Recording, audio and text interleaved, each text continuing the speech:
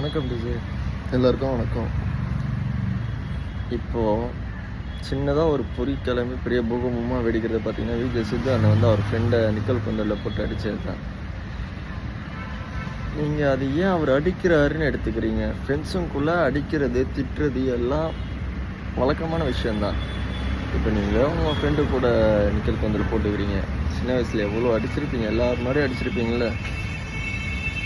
அப்போல்லாம் வராத கோபம், நீங்கள் பார்த்து ரசிக்கிற ஒருத்தன் அவன் ஃப்ரெண்ட்ஸுங்களோட ஜாலியாக இருக்கிறத பார்த்துட்டு அடிக்கிறாருன்னொன்னே உங்களுக்கு ஏன் கோபம் வருது? அது நீங்கள் வந்து அவர் ரூடாக நடந்துக்கிறாரு, அவர் கூட இருக்கிறவங்கள அடிச்சு தான் எல்லாரையும் சிரிக்க வைக்கிறாருன்னு நினைக்காதீங்க. அவர் இடத்துல நீங்கள் இருந்து யோசிச்சு பாருங்க, அது கூட உங்களுக்கு ஹாப்பியாக தான் இருக்கும். ஏன்னா நான் காலேஜ் படிக்க சொல்ல நான் செம்ம ஜாலி என்ஜாய்மெண்ட்டு அந்த மாதிரி என்ஜாய்மெண்ட்டு.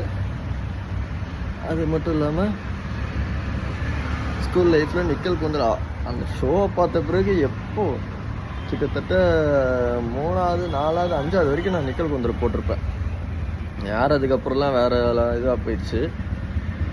அப்படி இப்படின்னு பார்த்தீங்கன்னா கிட்டத்தட்ட 10 வருஷம் ஞாபகம் எனக்கு வந்துச்சு.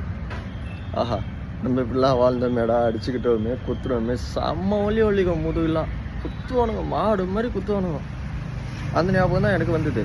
நான் அவர் அடிச்சாரு ஏங்க அடி வாங்கினவரே சீரியஸாக எடுத்துக்கலாங்க. ஏன்னா அவங்க ஃப்ரெண்டுன்ற அந்த இதுவில் தம்பின்ற அந்த பாசத்தில் அடித்தார். அதுலேயே சொல்லியிருப்பார், எனக்கு இந்த நிக்கல் கொண்டெல்லாம் வராதுடா, எனக்கு இந்த விளையாட்டு வேணாண்டா அப்படின்னு சொல்லிட்டு ஒரு கட்டத்துக்கு மேலே அந்த மனுஷன் போயிட்டுருப்பார். அதையும் நீங்கள் புரிஞ்சுக்க மாட்டீங்க. தயவு செஞ்சு சொல்கிறேன், ஒருத்தர் உங்களுக்கு பிடிச்சதுன்னா அவர் பண்ணுற விஷயத்தில் அவர் இடத்துலேருந்து யோசிச்சு பாருங்கள். எல்லாம் பண்ணுற தப்பு இதுதான். அவங்க இடத்துலேருந்து நீங்கள் யோசிக்க மாட்டீங்க.